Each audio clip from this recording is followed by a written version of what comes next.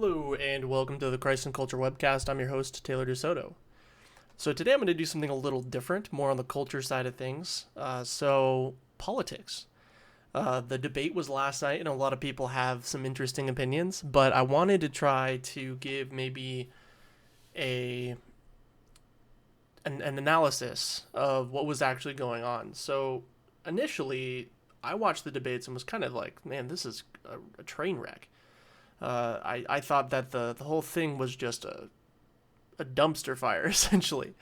You had a biased moderator who basically gave Biden the easy route. You had Trump interrupting a lot. You had Biden interrupting a lot. And so it was essentially not all that great. It's kind of a waste of time. But I want to maybe give some people some perspective as to what was going on. So Trump's strategy was essentially to get in the mud and get Biden dirty. His job was essentially to push Biden on policy, get him frustrated, and to control the debate stage. He needed to show that Joe Biden was weak and that he wouldn't be able to essentially stand up for the country. That was his goal. Biden's strategy was essentially to imply that Trump wasn't duly elected, right? You know, the voters should have a say in the Supreme Court nominee, that kind of thing. He pressed on the fact that, hey, Trump's a clown, you know, Trump's stupid, that kind of thing. Trump hasn't done anything in office, and from a policy perspective, Biden's real focus was healthcare, COVID and healthcare. That was where Biden was supposed to be the strongest. So notice, if you watch the debates, anytime that Trump brought up law and order, Biden pivoted to healthcare because that's a really strong. You know, for most people, they consider that Democrats have that's a stronger policy point for them. So that was kind of an overview of what I think they were both trying to do. Trump's focusing on controlling the debate stage, focusing on law and order, connecting with the people, basically showing that Biden is weak. But overall, Trump was essentially acting like a WWE actor. He was trying to get Joe Biden to play along because to the American public, Trump already is awful, right? Trump is already just a foul kind of person, and that everybody expects that. So by Trump acting that way, he doesn't lose voters and he doesn't gain voters. However, what the American people expect from Joe Biden is to be sort of presidential, right? They expect him to not play along. He's the sophisticated adult. He's the one that's supposed to not get down into the mud.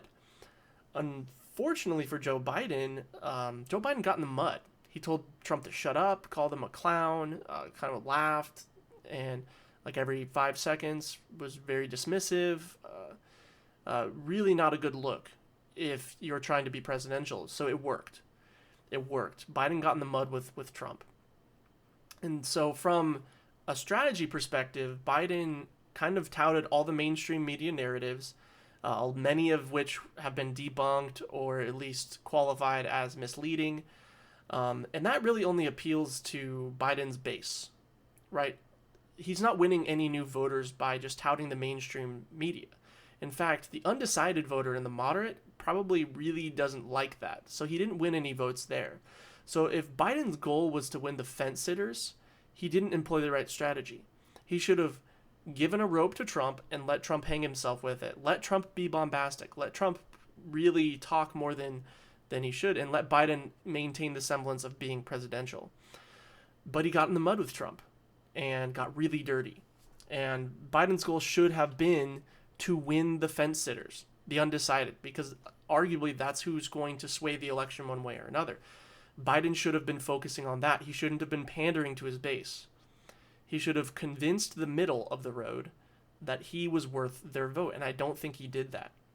And in the place where Biden was strongest was supposed to be COVID, right? Because you have basically a layup of a thing, 204,000 deaths. You have so-and-so million cases. Trump failed to handle the thing properly, and he did go that route. But Trump was really prepared for this interaction and countered every one of his points. And again, Biden's base is not going to be convinced by Trump. Trump's base is not going to be convinced by Biden. And the middle, I don't think, would be decided either way. I think the middle would have been unconvinced. And so really Biden had more to lose here than Trump. Because Trump essentially has been painted as failing this whole time. So no one is going to be convinced.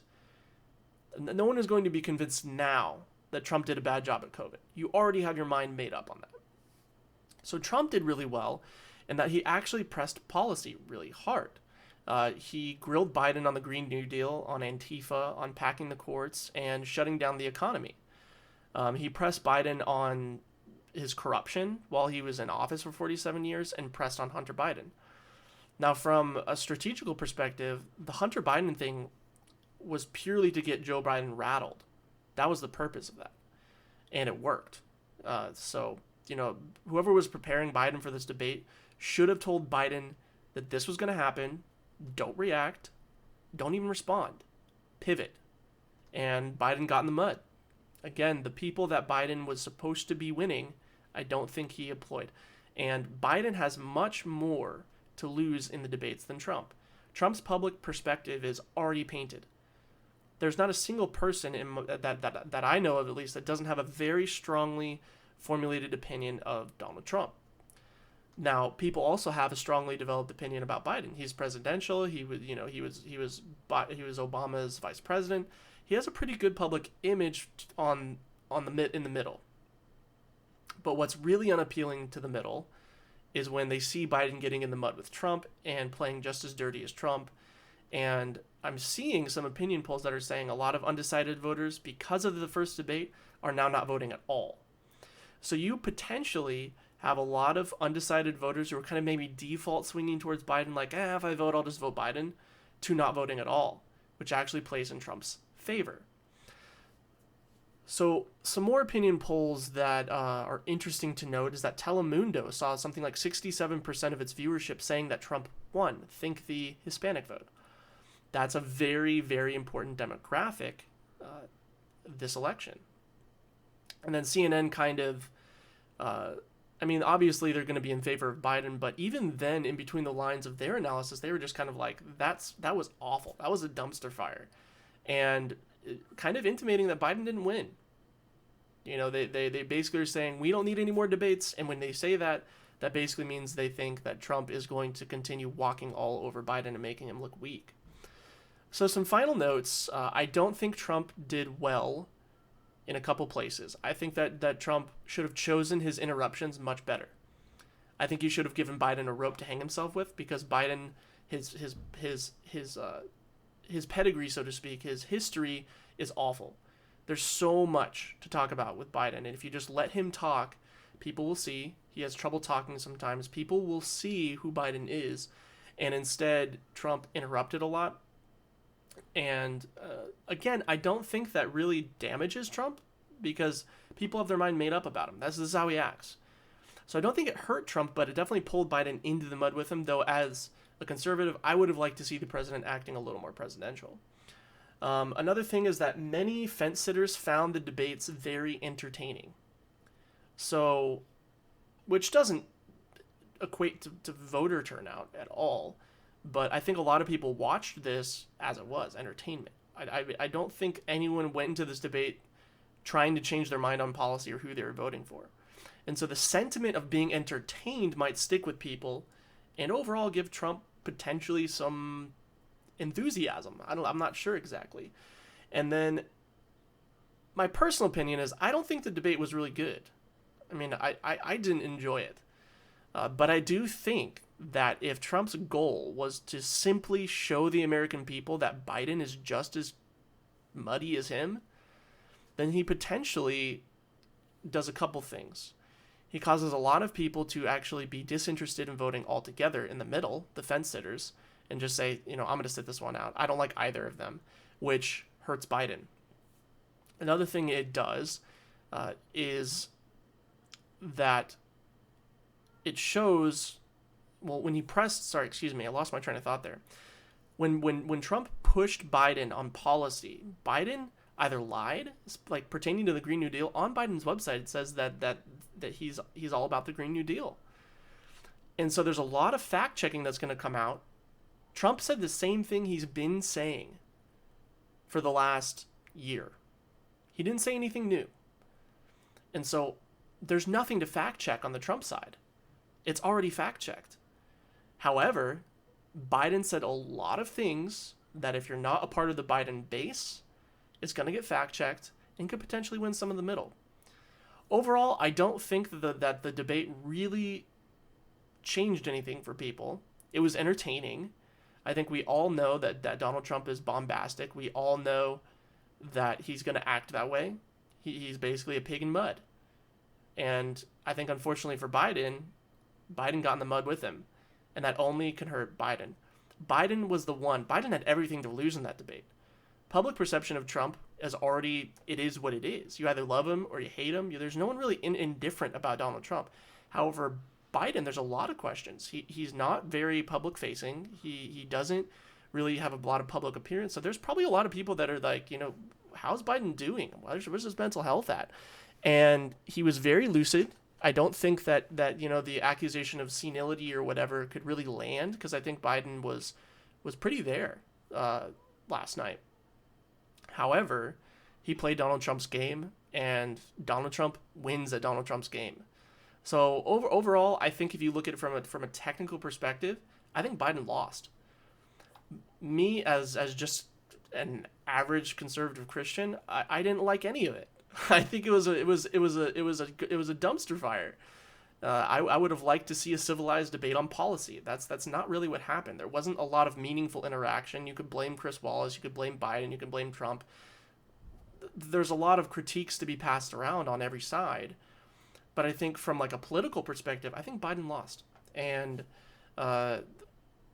if there's more debates, I think we're going to see more of the same. And I think we're going to see a lot more opportunities for Biden to actually lose enthusiasm and to lose, maybe some fence sitters, which if Biden's campaign was really on it, they would be specifically targeting the fence sitters. That's who's going to win Biden the election. The moderates, the middle of the road, the people that aren't really sure, that don't like Donald Trump, but they're like, I really don't want to vote for Biden either. He should have played the moderate card, but instead he really didn't do that well. And partially because Donald Trump pushed him on the left policies that he has. And Joe Biden didn't really have a good answer. So we'll see. It's going to be interesting. I haven't really been super interested in politics for a long time. But this election cycle has been very entertaining. So hopefully maybe that gives you some perspective on what that debate was, because it was an actual mess. But it did serve from a political strategy perspective. I think Trump did what, he should have done. He should have pulled Biden into the mess, got Biden a little muddy, and showed the people, listen, Biden's just as bad as Donald Trump, but he's less likable, and much more much more left than I think a lot of people would like to admit. So that's it for this episode of Christ and Culture. Hopefully it's been helpful. Some politics to kind of interrupt the textual criticism stuff and whatever else I'm producing. May the Lord bless you and keep you, and we will see you next time.